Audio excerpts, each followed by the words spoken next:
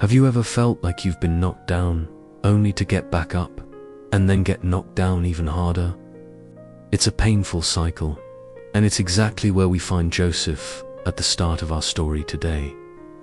Sold into slavery by his own brothers, he arrives in Egypt with nothing but the clothes on his back. But even in this strange, foreign land, Joseph wasn't truly alone. He's bought by a man named Potiphar, a high-ranking official, captain of Pharaoh's guard.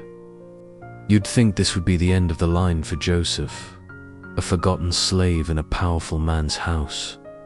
But something incredible starts to happen. The Bible tells us that the Lord was with Joseph, and he became a successful man. Everything he touched seemed to flourish. The crops in the field grew taller, the livestock multiplied, and the household accounts balanced perfectly. Potiphar wasn't blind. He saw this. He saw that this young Hebrew slave had a special touch, an undeniable blessing on his life.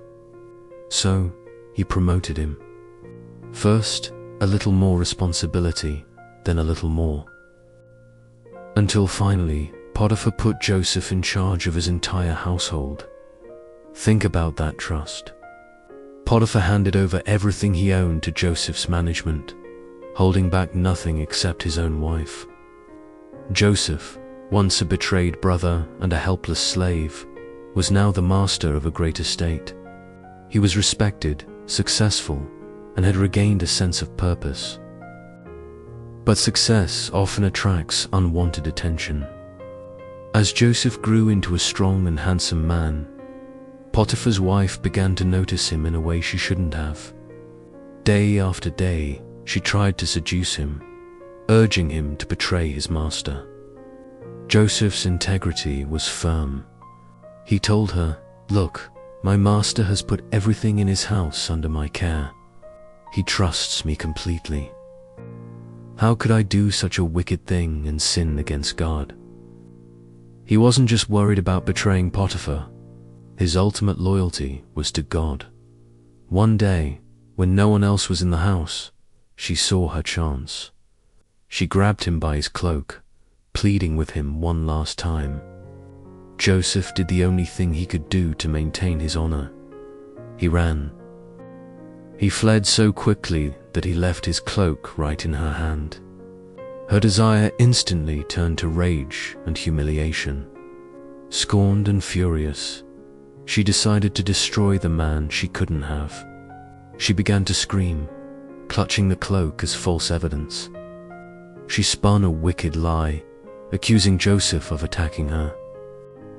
When Potiphar came home, his wife presented her fabricated story. Blinded by fury and betrayal, he believed her. Without a trial, without even a chance for Joseph to defend himself, Potiphar had him thrown into the royal prison. Just like that, everything was gone. The trust, the success, the position all stripped away by a single lie. Joseph was back at rock bottom, this time in a dark, cold prison cell, accused of a crime he didn't commit. It's easy to imagine the despair he must have felt. Betrayed by his brothers, and now betrayed by the very system he had served so faithfully. But here's the most powerful part of the story. Even in the darkness of that prison, God was still with him. The stone walls and iron bars couldn't separate Joseph from God's favor. Soon, the prison warden began to notice the same qualities Potiphar had seen. He saw Joseph's integrity, his diligence, and his leadership.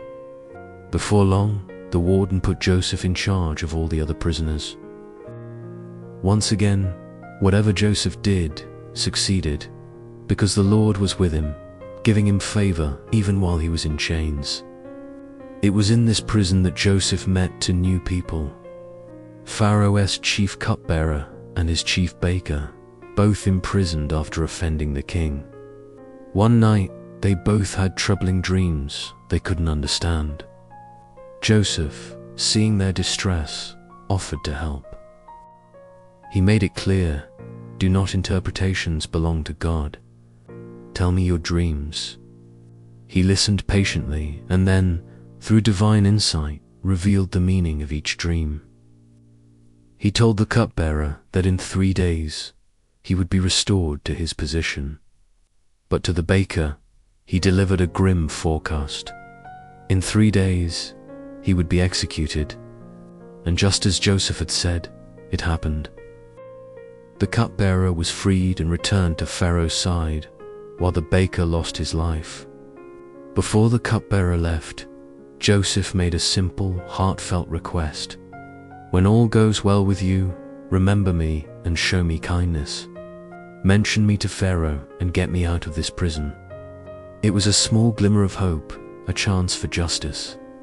But once he was back in the comfort of the palace, the cupbearer forgot all about the Hebrew man who had given him hope in his darkest hour. So Joseph remained in prison, forgotten, unseen, but not forsaken. He had done everything right, yet he continued to suffer. But what looked like a dead end was actually a waiting room. God was orchestrating a much larger plan, one that would require Joseph to be exactly where he was. His time of deliverance was coming, prepared quietly by the same God who had been with him all along.